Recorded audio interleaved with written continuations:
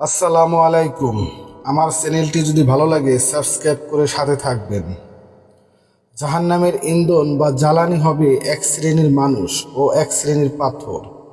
মহান আল্লাহ বলেছেন, যদি তোমরা তা আনয়ন না করো এবং কখনই তা করতে পারবে না, তাহলে সে আগুনকে ভয় করো, যার ইন্ধন হবে মানুষ এবং পাথর।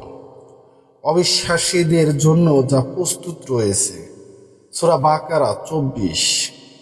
হে বিশ্বাসীগণ, তোমরা নিজেদেরকে এবং তোমাদের পরিবার পরিজনকে রক্ষা করো অগ্নি হতে, যার ইন্ধন হবে মানুষ ও পাথর, যাতে নিয়োজিত আছে নির্মম হৃদয়, কঠোর স্বভাব ফেরেশতাগণ, যারা আল্লাহ যা তাদেরকে আদেশ করেন তা অমান্য করে না এবং যারা তা করতে অধিষ্ঠ হয় তাই করে।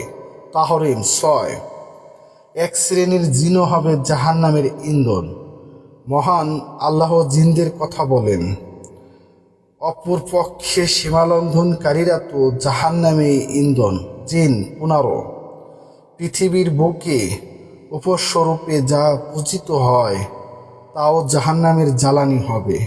মহান আল্লাহ বলেন, তোমরা এবং আল্লাহর পরিবর্তে তোমরা যাদের উপাসনা করো সেগুলো তো জাহান্নামের ইন্ধন। তোমরা সবাই তাতে প্রবেশ করবে। যদি তারা অপশ্য হতো তবে তারা জাহান্নামে প্রবেশ করত না। তাদের সবাই তাতে স্থায়ী হবে। সূরা আম্বিয়া 98-99। ভিডিও ভালো লাগলে সাবস্ক্রাইব করে সাথে থাকবেন।